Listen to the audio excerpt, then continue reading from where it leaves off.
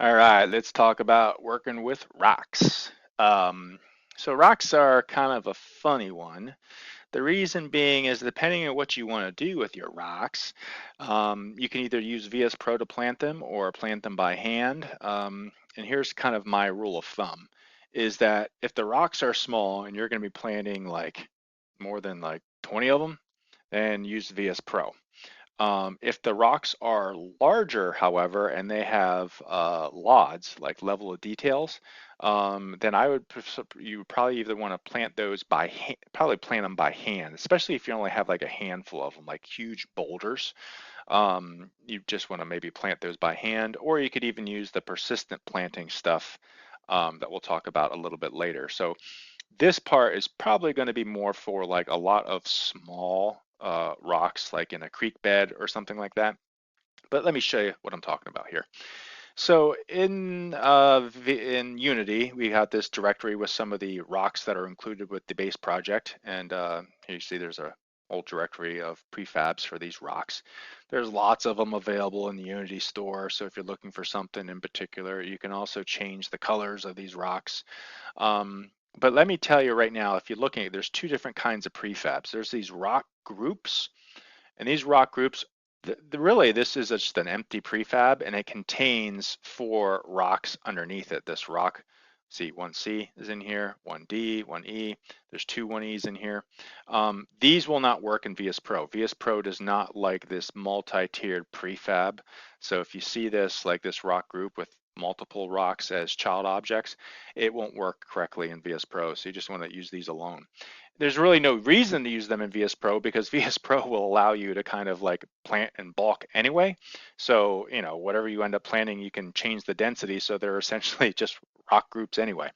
So let me show you how to do this. So back in VS Pro, well, let's find a couple rocks first. So that looks like a decent one. I like all these rock C's. So rock A, B, let's just do two, A and 6A and 6B.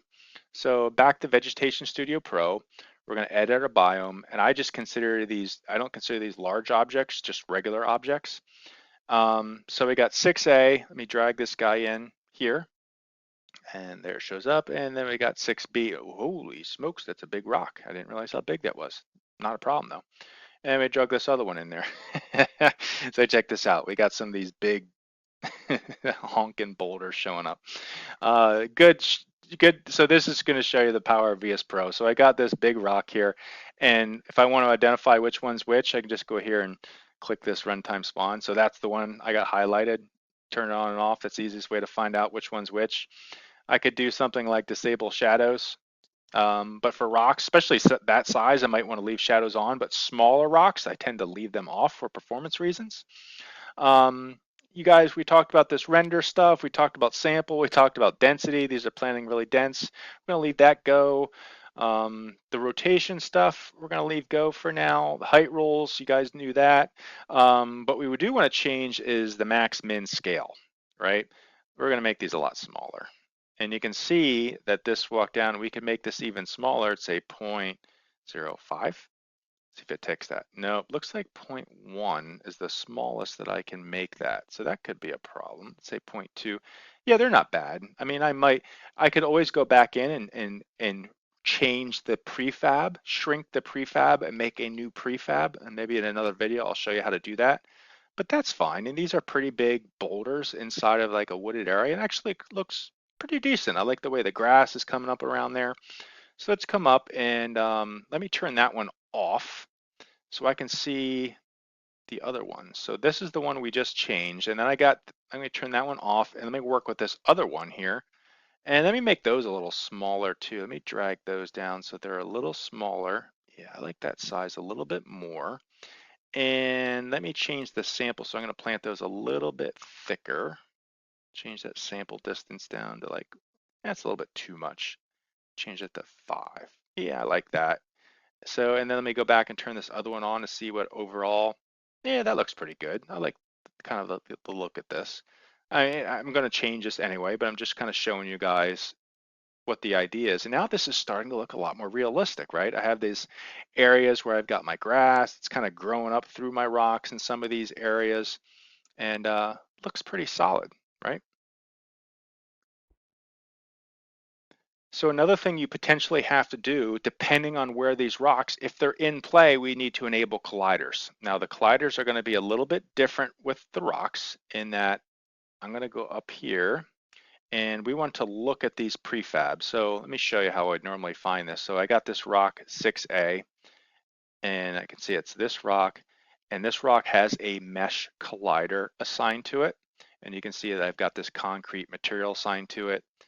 Same thing with 6B. So they already have mesh colliders associated with them. So if I go back into VSPro, so I was looking at the prefab, so I should just be able to use the prefab collider. So back into let's go back into the first rock, so 6A. I'm going to scroll down here to the collider, and I'm going to say from prefab. Ooh, and we have an issue here, which is, oh, I just zoomed away and zoomed back in. Initially, what it tried to do is it was the old mesh. It wasn't sized correctly, but as soon as I zoomed out and zoomed back in, now I've got the correct size here. So I got the mesh colliders on that rock. And let me turn it on for this other rock. Let's do from prefab. Now if I just zoom out, there we go. So now I can see these mesh colliders on all these rocks that I planted, which looks much better. Now I don't want to render that, so I can either turn these off, and I'm going to turn them off, or you can turn off their gizmo. Remember, my favorite is I'm just going to disable them. So let me go back into this guy and let me disable that one as well. And now I don't have those showing.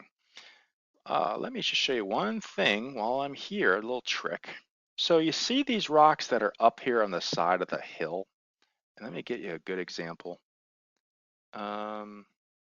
Sometimes they look like, see these, how they're all sticking out this way, right? Like they're coming straight out from the hill. Like this one's coming straight out from the hill. They're not, to me, they're not lying naturally with the slope of the mountain. And this is where that rotation adjustments can come in that I normally said you're gonna have to experiment with. So let me just get it. These rocks right here, I don't like, rocks normally don't stick out like that on the side of the hill. They kind of lay flat because they've been eroding or they've fallen down. So let me go figure out which one this is. So that's this guy. Let me go to the other one, which is these guys. Now, if I come down here into my rotation, follow terrain, boom. Now they all follow my terrain and they're lying a little bit more naturally. So let me go to this other one, go back to rotation, follow terrain. Now these rocks are like angled with the terrain, and to me that looks a lot more natural than just using like this. All right, so a little tip there.